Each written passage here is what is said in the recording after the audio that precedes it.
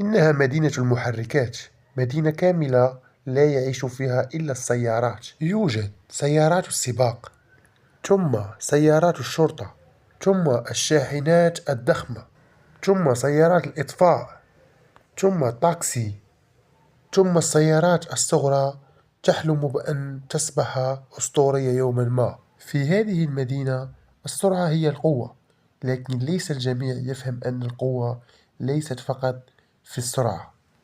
البداية، البطل الذي لا يهزم. في قلب المدينة يعيش بطل سباق الأشهر، السيارة الحمراء السريعة جدا المليئة بالثقة، تؤمن أنها لا أحد يمكنه هزيمتها.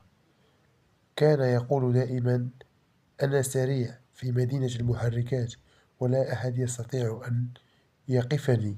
الجميع كان يشاهدها بانبهار، لكن في نفس الوقت البعض كان يشعر أنه مغرورا قليلا. والنظام في المدينة، في وجهة أخرى من المدينة كانت سيارة الشرطة تعمل ليلا ونهارا، تراقب الطرق، تنظم المرور، تحافظ على النظام.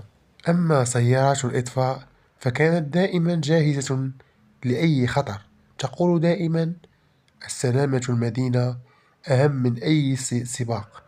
وفي الحياة العادية، في الشارع الجانبي كانت سيارات التاكسي والعائلات والشاحنات تعيش حياة يومية. البعض ينقل الركاب، والبعض يحمل البضائع، والبعض يحلم فقط بأن يرى يوما في سباقا كبيرا.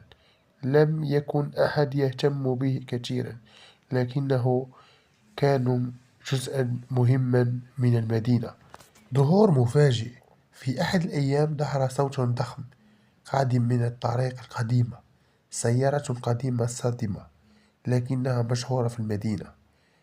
كانت مختلفة عن الجميع، لا يبدو سريعا ولا يبدو قويا، لكن كان لديه شيء لا يملكه الآخرين: خبرة وذكاء وبساطة. قال وهو يضحك: أنتم تركضون بسرعة، لكنني أعرف طريقا لا يعرفه أحد. ضحك البعض منه، لكن لم يكن يعلم أحد أنه كلمته ستغير كل شيء. إعلان السباق العظيم. فجأة توقفت كل المدينة.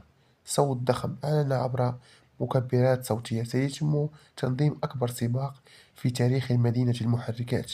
الفائز سيصبح أسطورة المدينة إلى الأبد. في هذه اللحظة تحولت المدينة إلى فوضى من الحماس. السيارات السريعة بدأت تتدرب، والكل يحلم أن يفوز.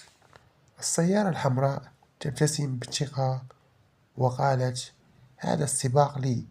لكن في مكان بعيد كان ينظر بهدوء ويقول: السباق ليس دائما كما يبدو. بدأ السباق، وجاء يوم السباق. 1 2 3 انطلق السباق. انطلقت السيارات بسرعة جنونية، والغبار يملأ السماء، وأصوات المحركات تهز المدينة. السيارة الحمراء في المقدمة ابتعدت عن الجميع بسرعة كبيرة.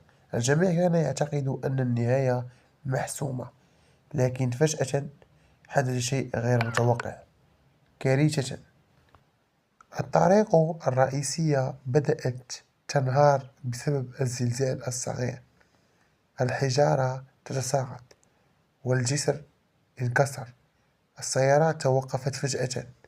الصمت عام المكان. نهاية السباق، قالتها بعض السيارات بخوف، لكن في تلك اللحظة السيارة الحمراء قالت: ليس النهاية بعد.